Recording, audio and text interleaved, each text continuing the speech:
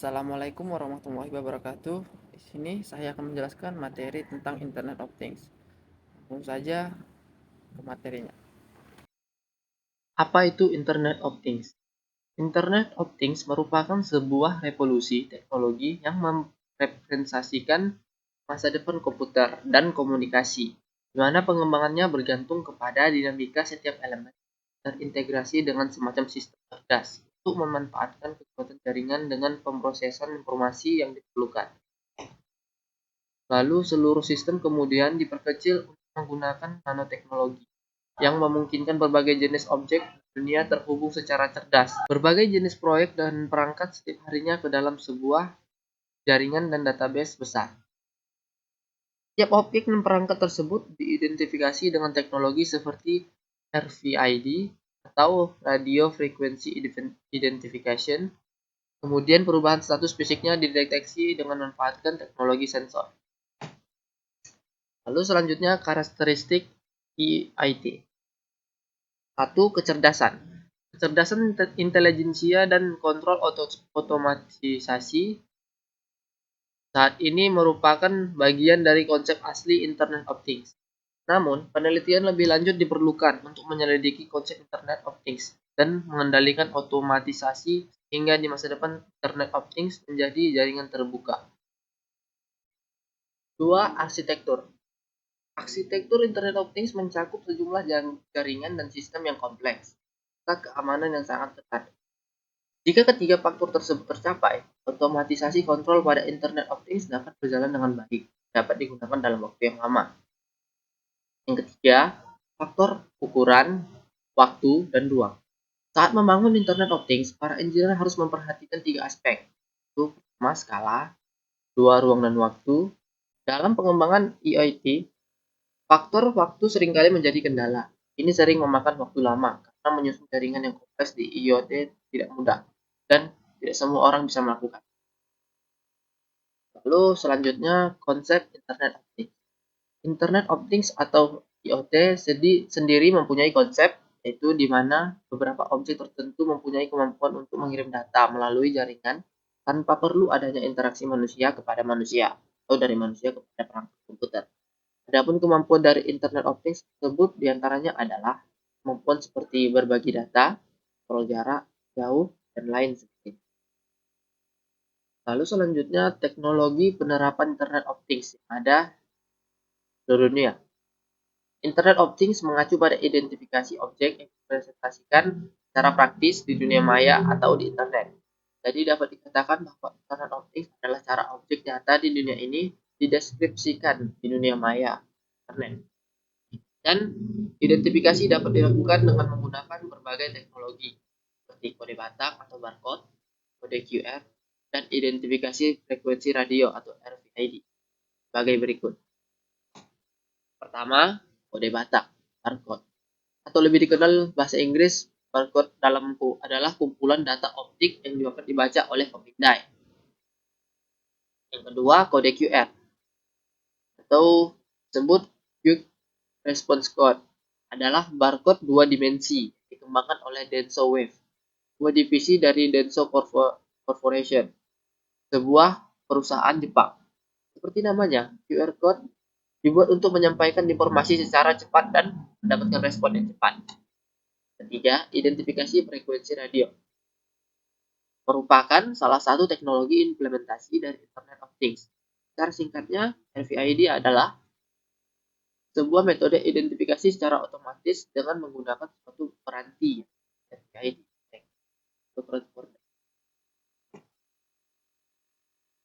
Lalu selanjutnya pengimplementasian. Satu, implementasi IoT pada perpustakaan.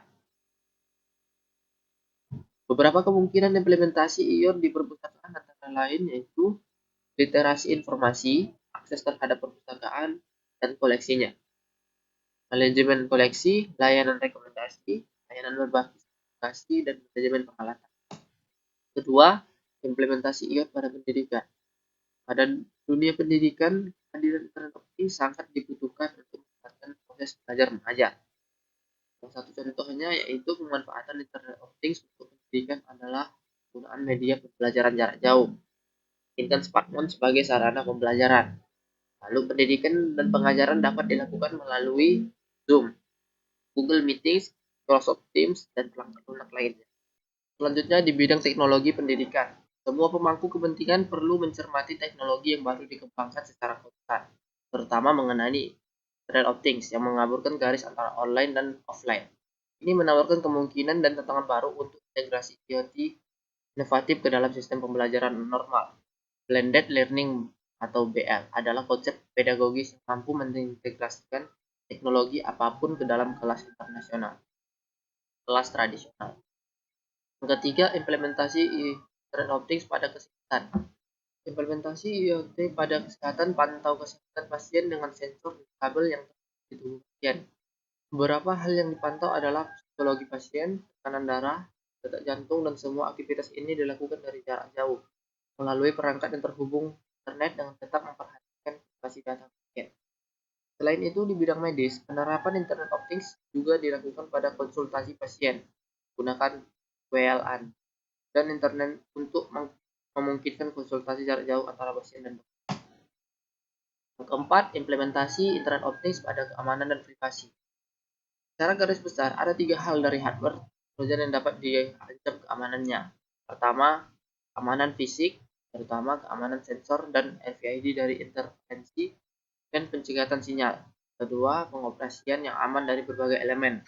Harus memastikan pengoperasian normal sensor, sistem transmisi, dan elemen lainnya. Keamanan operasional pada dasarnya sama dengan keamanan sistem informasi tradisional. Ketiga, keamanan data yang juga meliputi berbagai elemen. Informasi pada sensor, sistem transmisi, dan pengolah data tidak boleh dirusak, dicuri, maupun dipalsukan dari jarak jauh antara pasien. Yang kelima, implementasi Internet of Things pada UMKM. Contoh kecil saat ini adalah banyak bisnis komersil tidak lagi berbisnis dengan cara biasa seperti membutuhkan kantor, toko, tapi hanya membangun website, jualan mandiri tanpa harus mengeluarkan modal yang cukup besar untuk menyewa dan membeli lahan sebagai usaha. Hal ini semakin mendorong gairah kreativitas pelaku usaha sehingga bermunculan online marketplace sebagai wadah untuk memudahkan transaksi antara penjual dan pembeli tanpa harus terbuka. Selanjutnya, fungsi dari Internet of Things. Internet of Things merupakan bagian dari jaringan internet yang sangat besar, saling menghubungkan hal-hal. Semua hal tersebut terhubung dengan perangkat ditanamkan sebuah sensor. Internet of Things dapat menjadikan dunia semakin canggih dan teratur. Lalu adapun fungsi dasar dari Internet of Things adalah pertama, tagging. Lakukan identifikasi atau pelabelan data dilakukan setelah data terkumpul. Lalu yang kedua itu monitoring. Monitoring ini dilakukan untuk pemantauan terhadap aktivitas, apakah terdapat aktivitas tidak dikenal setelah proses tagging. Ketiga, tracking, yaitu berguna untuk melakukan pelacakan data. Lalu yang keempat itu control, berguna untuk melakukan penjagaan terhadap suatu kondisi tertentu yang diinginkan melalui sebuah pengaturan. Yang kelima, analisis, digunakan untuk melakukan pengolahan data dengan tujuan untuk mendapatkan penyelesaian dari suatu permasalahan dan memberikan informasi timbal balik pada pengguna. Lalu selanjutnya, manfaat Internet of Things. Pertama, efisiensi. Dengan memanfaatkan Internet of Things, maka pekerjaan yang awalnya terasa banyak dan berat akan dengan lebih cepat, mudah dan ringan sehingga dapat menghemat waktu dan tenaga yang dibutuhkan. Kedua, efektivitas.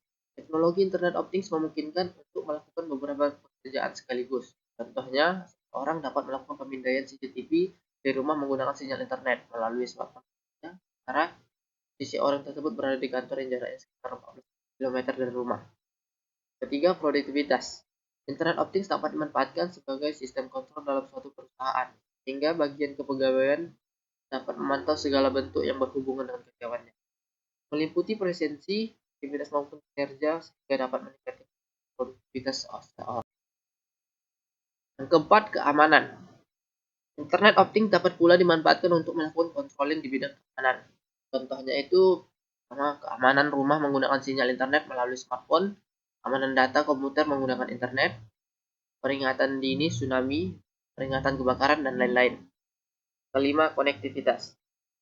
Koneksi antar objek atau perangkat akan semakin mudah karena salah satu dari sifat internet of Things adalah agar dapat memudahkan antar perangkat saling berkomunikasi, di mana Internet of Things pasti membutuhkan beberapa perangkat untuk saling terkoneksi. Yang keenam, hemat. Suatu perusahaan dapat melakukan beberapa pekerjaan sekaligus dengan menggunakan Internet of Things. Kita dapat menghemat biaya operasional yang misalnya harusnya keluarkan untuk 3 orang pekerja. Bisa dihemat menjadi pengeluaran untuk 1 orang pekerja. Ketujuh, fleksibel. Internet of Things memiliki kemampuan kerja untuk menyesuaikan dengan perkembangan teknologi yang semakin canggih. Ia lebih cepat dalam menyesuaikan perubahan baik jangka panjang maupun jangka pendek. 8. Visibilitas. Dengan menggunakan penerapan teknologi Internet of Things pada kehidupan sehari-hari, visibilitas pengambilan keputusan untuk permasalahan dapat terkontrol dengan baik dan lebih dapat terarah. Lalu selanjutnya 9. Akurat. Pengambilan keputusan dengan memanfaatkan Internet of Things jadi lebih teliti, cermat, dan benar dan sesama, sehingga dapat meminimalisir human error. Selanjutnya, prinsip kerja dari Internet of Things. Cara kerja dari Internet of Things adalah memanfaatkan suatu perintah yang dituangkan ke dalam bentuk program yang lebih akrab dikenal sebagai pemrograman, di mana program tersebut akan saling mengintegrasikan antara mesin dengan perangkat yang saling terhubung melalui internet tanpa batas ruang dan waktu. Peranan manusia sendiri di sini adalah sebagai pembuat atau pengatur interaksi tersebut, dimulai dari menganalisis masalah yang muncul, membuat desain penyelesaian keputusan, hingga memprogram perintah-perintah yang akan dieksekusi. Selanjutnya adalah pemeliharaan, meliputi book report, yaitu log pemakaian dan melacak error untuk memperbaiki program, sehingga koneksi antar perangkat Internet of Things dapat berjalan dengan baik dan tepat. Selanjutnya, Internet of Things juga memiliki prinsip-prinsip kerja yang saling mendukung satu sama lain, yaitu yang pertama, Big Analog Data. Big Data adalah kumpulan dari data-data yang semakin besar dan terus bertumbuh setiap waktunya. Kumpulan data ini salah satunya adalah dari adanya aktivitas internet yang pada masa ini hampir setiap hari dan setiap menit dilakukan.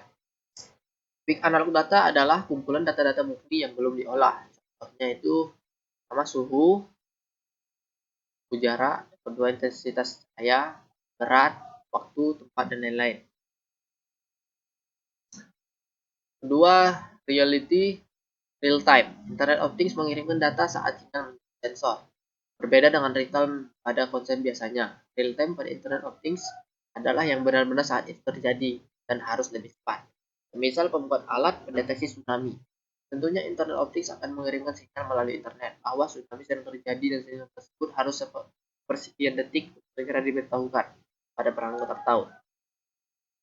Jika sinyal terkirim saat gelombang tsunami benar-benar menerjang, akan sangat sia-sia sekali. Baiklah, itu saja yang dapat saya sampaikan. Jika ada kata-kata saya yang salah, saya mohon maaf. Assalamualaikum warahmatullahi wabarakatuh. Terima kasih.